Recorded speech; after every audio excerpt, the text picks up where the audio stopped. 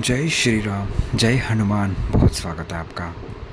देखिए, बहुत से लोगों के मन में ये संशय रहता है कि क्या वो बजरंग बाण पढ़े या नहीं, क्योंकि हनुमान चालीसा के बारे में लोग काफ़ी बार पढ़ते हैं, लेकिन इतना कुछ अफवाह नहीं फैली जितनी बजरंग बाण के बारे में फैली है।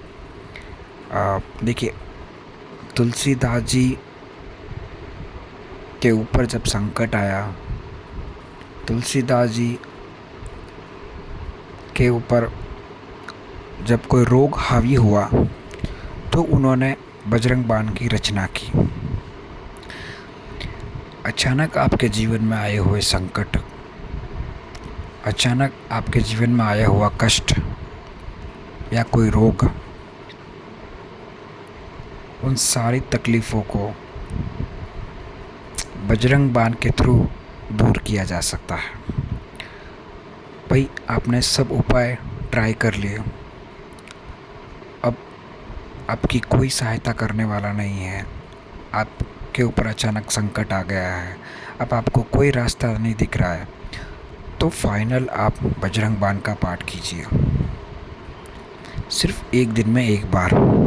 ठीक है, बजरंग बाण का नित्य पाठ करने से उसके जीवन में कभी भी कोई संकट नहीं आएगा, कभी भी कोई बाधाएं नहीं आएगी, कभी भी कोई रोग तकलीफ़ नहीं आएगी। अगर आप सच्चे हैं, आपने ज़िंदगी में कभी कोई गलत कार्य नहीं किया है, या आपने कोई गलत कार्य किया है, आपने हनुमान जी से क्षमा मांगी है और आप भक्ति कर रहे हैं, उसके बावजूद भी आपके ऊपर संकट आ रहा है, तो हनुमान जी महाराज जी किसी न किसी रूप में आकर आपकी सहायता करेंगे। और बजरंग बाण का अर्थ यही है कि जो आपके शत्रु हैं, आपको परेशान कर रहे हैं, आपके लिए आपकी लाइफ में प्रॉब्लम क्रिएट कर रहे हैं, या आप बार बार जहाँ भी जा रहे हैं आप वहाँ वो पीछे पीछे आकर आपको परेशान कर रहा है, तो इस तरीके की सिचुएशन में हनुमान जी महाराज ही सहायता करते हैं। कहते हैं कि नित्य बजरंग बाण पढ़ने से शत्रुओं के ऊपर बाणों की वर्षा होती है। बाणों की वर्षा के थ्रू शत्रुओं के ऊपर संकट आता है, उनके ऊपर कष्ट आता है।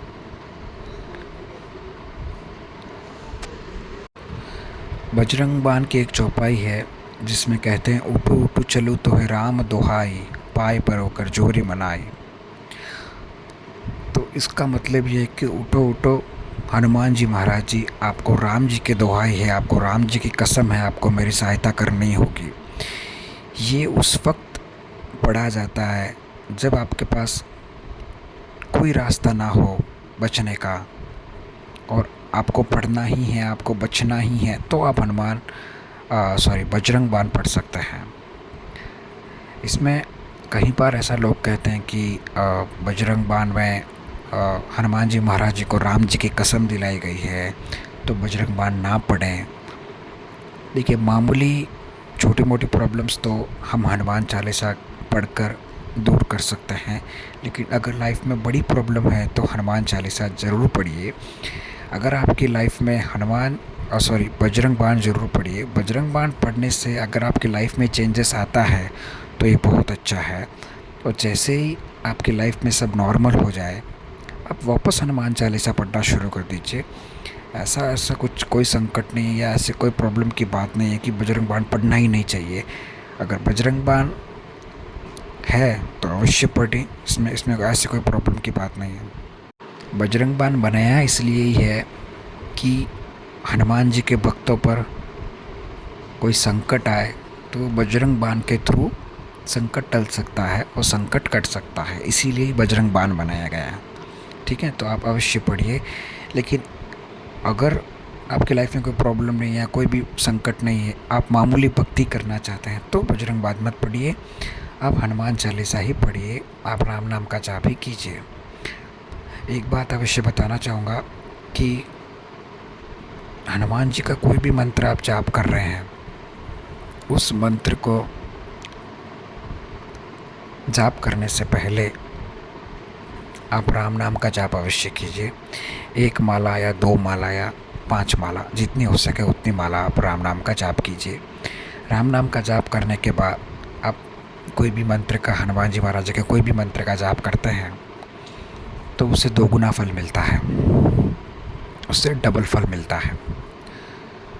हनुमान जी के नित्य भक्ति करने से हनुमान जी महाराज जी को अपने आप से जोड़िए। हनुमान जी महाराज जी को अपना, कहते हैं ना कि रिश्तेदार बना लीजिए। जैसे कि आप हनुमान जी को अपना भाई बना सकते हैं, आप हनुमान जी महाराज जी को किसी भी रूप में अपना मित्र बना लीजिए, अपना भाई बना लीजिए।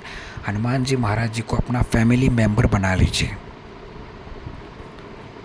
हनुमान जी महाराज जी को जब आप अपना फैमिली मेम्बर बनाएंगे, जब अपने फैमिली में हनुमान जी महाराज जी को ज्वाइन करेंगे तो वो आपकी खुशी में भी आपकी सहायता करेंगे, और जब आप पर तकलीफ़ आएगी तब भी हनुमान जी महाराज जी आपकी सहायता करेंगे, आपके ऊपर कोई संकट नहीं आने देंगे।